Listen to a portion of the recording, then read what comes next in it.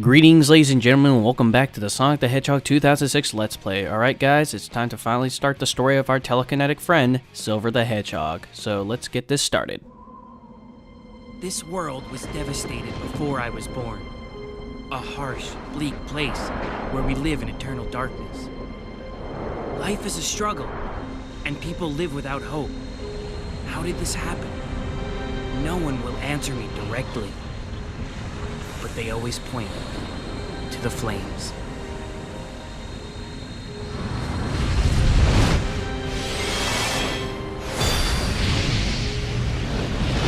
These flames, they burn away at my world, destroying everything in their path. They come from an eternal life form that we cannot truly defeat, the flames of disaster known as Iblis. You know, with that statement alone, he just answered his own question. What's wrong? He's appeared again!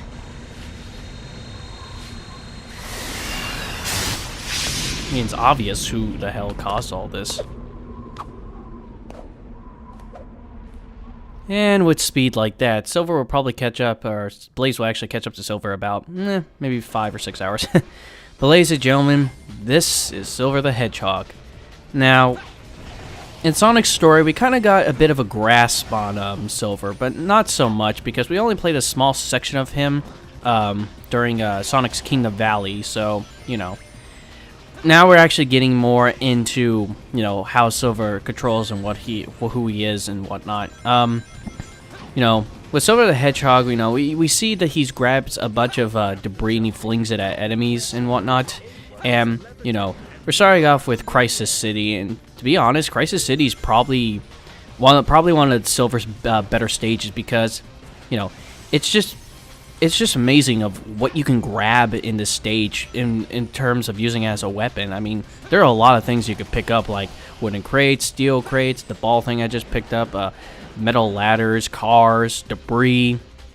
There's all sorts of things that you could pick up, and like I said, this is probably the best stage for Silver. In fact, this is the best tutorial for Silver they could ever give. But to those who think it goes downhill from here, you're right. But that's the case. Now, unfortunately, you know, just like in Sonic's Crisis City with Silver the Hedgehog, you know, he develops the same thing too, but pointing out the obvious, that just makes you go, really? Just really? I mean, like that right there. No shit, the building's knocked over.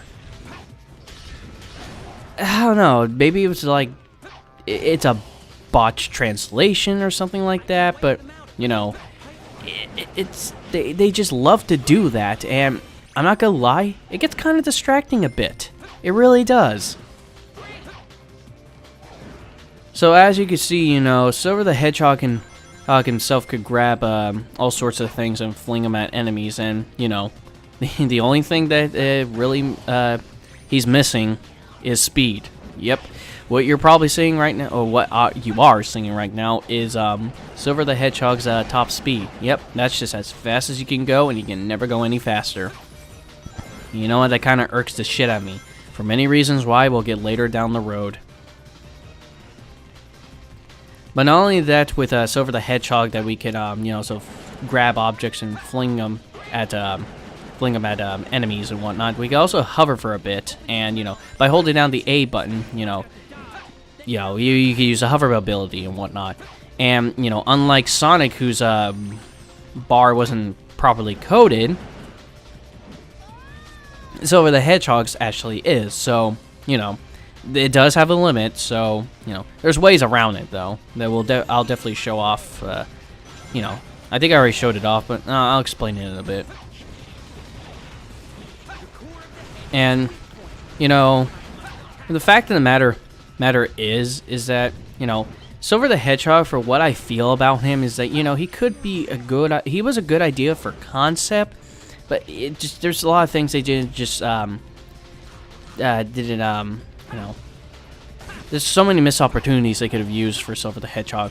You also may have noticed there's also these ruins on the floor too, and, you know, that's another thing that irks the shit out of me. Like, I'm not too sure what those ruins are supposed to do. Maybe they amplify his psychokinetic powers, but, you know, that just brings up a question for me is, the inconsistency of what you can pick up and throw. I mean, when we get later down Silver the Hedgehog story, we'll see like how big of objects that Silver could grab, because those amplifying power runes and everything like that, they always seem like they always have such humongous objects to them and whatnot. We could always control the humongous objects with those runes. I mean, seriously, what's stopping me from getting all these objects that are bigger than me? Like this wall I just broke not too long ago. I mean, what is stopping me from actually using my psychokinetic powers and just picking up the wall and just moving it out of the way? I don't understand why. I mean, granted, this game is rushed and whatnot, and who knows, maybe it'll slow down the rendering or whatnot, but come on, it's just, it's missed opportunities like that is why, Silver the Hedgehog, irks the shit out of me in this game. He really does. Since we're done with the first half of Crisis City, now we're going to the second half. We're playing as Blaze the Cat, who's probably one of the best control people in here. Our famous princess from the another dimension. Oh, I'm sorry. Apparently towards this game, it says that she's from the future. So I guess we're throwing Sonic Rush out of continuity. That's fucking great. I guess that game was pointless then. But, Blaze the Cat, like I said, is probably one of the best characters to control in the game. Because, she is so reliable, and she has speed to her. She has speed, unlike Silver the Hedgehog. She has all sorts of things, too. She has a double jump, as you probably saw, and she also has that spinning attack that I used, that fire spin. And what's cool about it is that, it's kind of like Sonic's anti-gravity kick, but, at least with her spin, you can, it doesn't matter if you hit them or not. It still gets them, which I absolutely love. In terms of that, Blaze the Cat is just very versatile of what she can do. The double jump, the spin, the really fast homing attack. She's very versatile. Sonic only beats her by a hair, only because Sonic's versatile with the gems you get down the road. And I love Blaze the Cat. I've always, I love getting to a Blaze the Cat section. It's kind of sad, I have to say, that I enjoy the side character more than I do the main character, but, like I said, there's so many missed opportunities with Silver the Hedgehog that, they could have used, but nope, they just decided not to. And I don't remember much of Silver the Hedgehog during the beta or alpha build of this game. I think they had a lot to do with Silver when it comes to his debris of what he can do and whatnot, but I don't know why they took it out. But anywho, folks, another move that Silver the Hedgehog can use, as you probably saw, is that by getting on top of certain objects, or actually any object for that matter, you could actually, if you press down the right trigger to activate his psychokinesis, Silver the Hedgehog could actually make anything he wanted to a makeshift platform. And because you could do that, later down the road, because I will be using it, you'll just see how big of shortcuts that you could take it. It really does help out a lot. And going back to the whole hover move and whatnot, by holding down the A button, yeah, the meter does go down, but there is a little thing about the meter, though. I'm not too sure if it wasn't like coded all the way. I mean, it is coded, but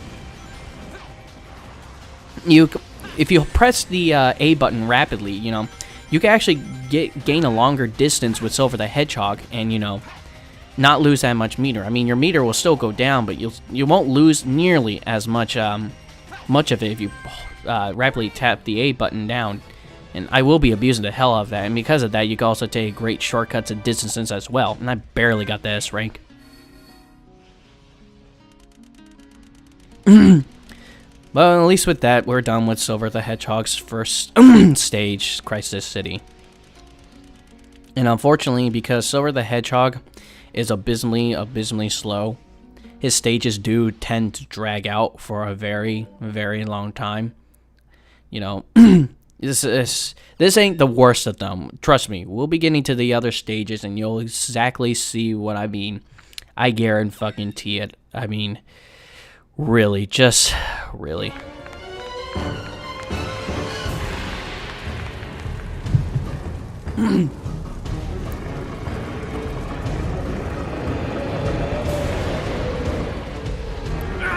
Why are you affected by the heat, Blaze? Come on, you monster!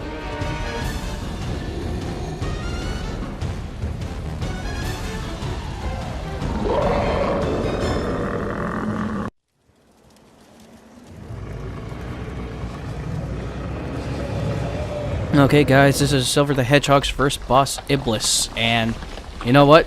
This is exactly, this is much better. This is exactly what I was hoping for in, you know, Elise's flashback, not the fiery tapeworm that we fought in Sonic's story. I mean, with this right here, yeah, I get a humongous threat out of this. You know, this thing looks dangerous, and you know, because just how big he is and everything, he's easier. Yeah, the fiery tapeworm is a lot tedious than this guy right here. Now, you probably can see the concept of what I'm getting at for the Silver the Hedgehog boss fight. You know, what we're doing is that we're taking all the debris and whatnot around the around the stage and throwing it at Iblis's head. Yeah, we're throwing it at his armored head. You would think that you would throw it at the exposed parts of his body, but no, you're throwing it at his head, and that's the only thing that you could hit. You can't hit anything else, because that damn hitbox has to be exactly on the head, which doesn't even look like you could pierce it whatsoever, but you can. So, you know, Iblis would do lots of things to get you debris. He'll try to hit you with buildings that he does really, really slow. That kind of looks like a wafer cookie. I'm just saying. And he also does this little, he shakes his good stuff and a bunch of rocks come out. And then there's also some other debris that will fall down. Like, see, that one just randomly responded. Sometimes that'll happen, and you have to chuck it at his head. And later down the road, you know, he'll do that flamethrower move, as you just saw, when his health goes down even more. The best advice to get this fight done with is be very consecutive with your attacks, because if there's one thing with Silver the Hedgehog that irks me is that when you actually grab a lot of items with Silver the Hedgehog, you have to be careful on how you throw them. So when you grab a lot of items, make sure you stand still, get a good aim with Silver, and then one after another throw the items at Iblis, because if you don't, what will happen is if you throw one item after another, most likely the debris you're gonna throw or whatnot is gonna collide in the air, and you know you won't get a hit on Iblis. So you want to be consecutive with it, not rapidly, and don't throw them all at once, because they'll collide with each other in the air. But yeah, that was Iblis's boss fight. Since I was very consecutive with what I did, I got it done pretty quickly, and I was expecting a Terminator 2 reference. Come on, you were all thinking it too. We were all thinking about him putting his thumbs up as he was going down into the lava. How can you not think that? And come on, anybody who grew up with Terminator 2 will definitely know what I'm talking about, or at least saw the movie. But anywho, folks, that was Iblis, and you know, they kind of don't explain why he becomes a fiery tapeworm, but whatever. We're just gonna keep continuing on.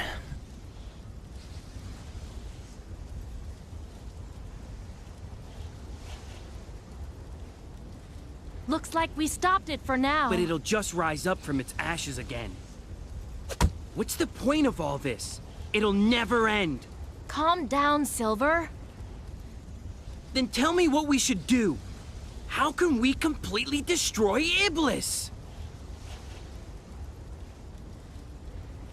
By knowing the truth, of course.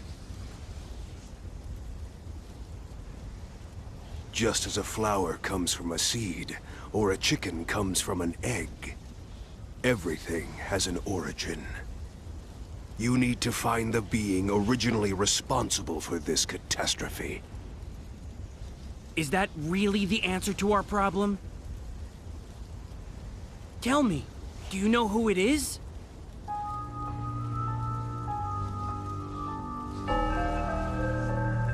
Hello? You gonna tell me? Hey, Demon Eye Boy, you gonna tell me? Hey! No, it's no use. But folks, next part, the bullshit will finally come full circle. So till then, I'll see you guys for part 12.